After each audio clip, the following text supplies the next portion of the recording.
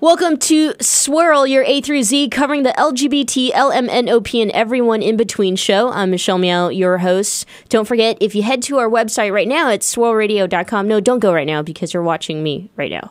But after the show, you can head to swirlradio.com and you'll find all of our content.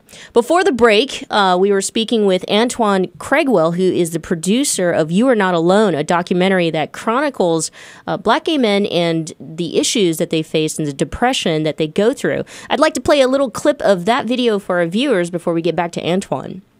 Something is up.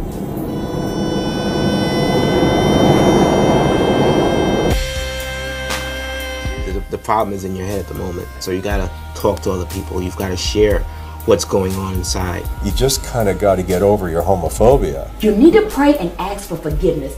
It's not as simple as that. Because often their voices have not been heard. Your voice is part of your body. It needs to be connected to who you are. It's who we be. I don't do black, I be black. I don't do male, I be male. I don't do gay, I be gay. This is you, and this is how God made you, and this is, I believe, how God has made me. Talk about that pain being in an anti-gay and black world. We are not meant to be inauthentic for very long. So I don't have to be perfect being me. I just have to be me. Well, what are you going to do on the last day of judgment?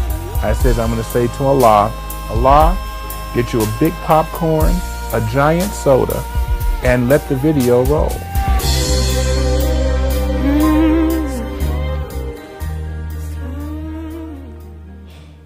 Antoine, that was just your documentary there, You Are Not Alone. And from what I read, that spawned from actually a book project that you put together. Is that correct?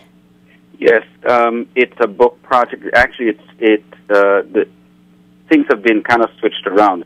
It was supposed to have been a book, but I couldn't find a publisher and still looking for one, and decided to go with doing the documentary. And so now it becomes, the documentary becomes the leading, and the book is actually going to be following from this if I can, as soon as I can, as soon as I can get a publisher. Now, in the documentary, there's one gentleman in which he tells his very real story about being sexually abused by his father. Is that a story that is just unique, it's one of a kind, or is that something that affects the entire community? Well, I wouldn't say that it's any of those categorizations would be gross generalizations. I would suggest that sexual abuse of children occurs in very many communities, and in some cultures, it's actually practiced openly or celebrated. Take, for example, the book that was written, Kite Runner, which the author describes the sexual abuse of young boys in Afghanistan, actually in Pakistan, I think. So sexual abuse does take place, and one of the most important aspects of this documentary is that every single part of it or element of it can be applied to any different community, any different racial or ethnic grouping, any culture, because these are things that happen all over.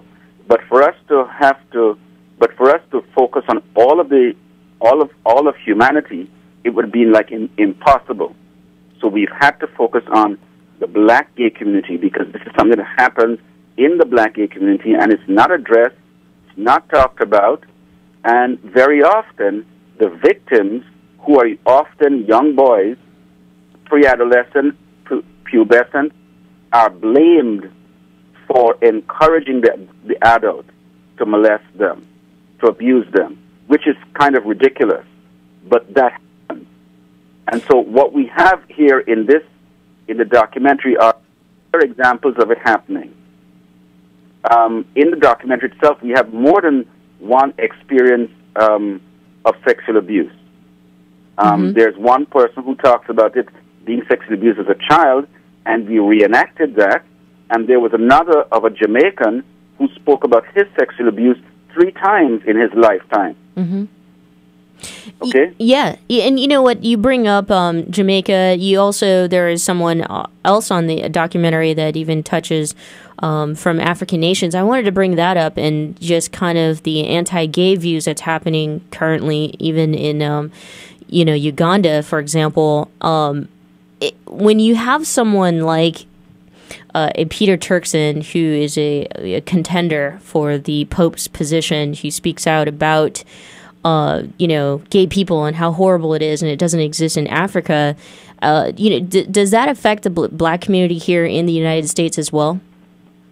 Well, of course it does, because there is research that shows that at the level of institutions and civil government, and when I say institutions, I mean churches, because churches have risen to the level of being institutions in our society.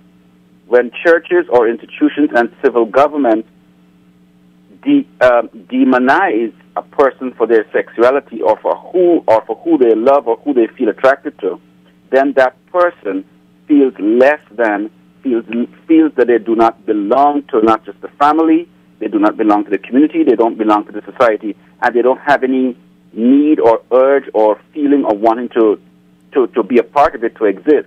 They just want to drop out of sight. The problem that is happening with the situation with Africa is what I would perhaps call tragicomedy, because there is a book that is written and is edited by Constantine Delroy called The Greatest Taboo, Homosexuality in Africa. And it brings out in several of its chapters that among many tribes and cultures in Africa, pre-arrival of the white colonialists or even the Muslims, that homosexuality was part of their culture, part of the fabric of their lives. Right. If we go back and look at, for example, Uganda with the anti-homosexuality bill, we will discover that back in about the late 1800s, there was a king of Buganda in one of the territories in Uganda who had sexual relationship with his pages and various other people in his court. It was accepted among some and not accepted by others. But when the white fathers from Europe arrived and the Muslims arrived, they were jockeying for power and control of his kingdom.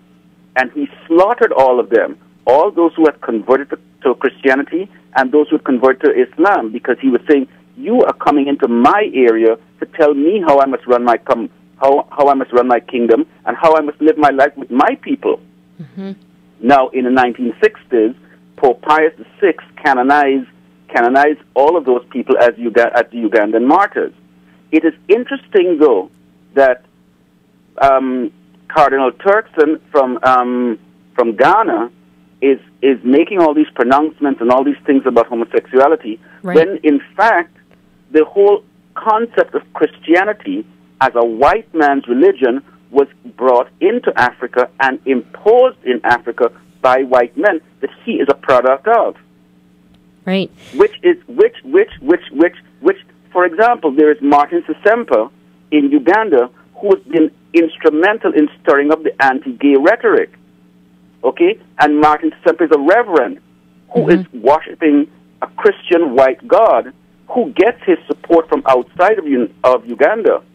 The Ugandan government and the Ugandan parliamentarians, David Bahati and others, were influenced by Scott Lively and other evangelicals in the United States. Correct. And and what is interesting too is that the evangelical fundamentalist right in the United States, after having realized that they are losing ground in the United States in the war against same-sex marriage and war against, in the war against gays and lesbians, are now moving to Latin America and they are moving to the Caribbean. And they are preaching this hate and the homophobia, which then is demonizing and causing others who are living in those communities to feel that they don't belong. So you have high incidences of alcohol and drug use and abuse. You have high rates of HIV, because if I don't feel comfortable with myself and I want to die, then why do I care to use a condom? Mm-hmm. Yeah. Okay, I will just go ahead and contract HIV, and who cares? Right. That is very real, and thank you so much for sharing that and sharing your documentary, sharing the stories here on Swirl.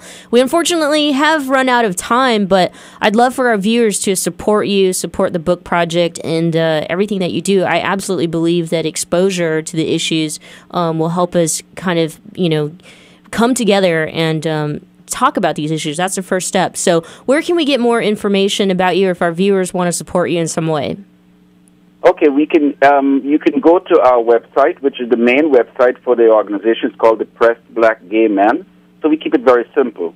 So you can go to dbgm.org, which is David Brian Gay Men.org, or to see the trailer for the documentary, you can go to Yana, YANA-thefilm.com. Great. And there you can see the trailer for it.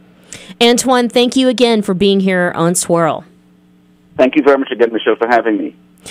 Coming up after the break, Shar Redenauer and her piggy bag, and she answers a question, so don't go away.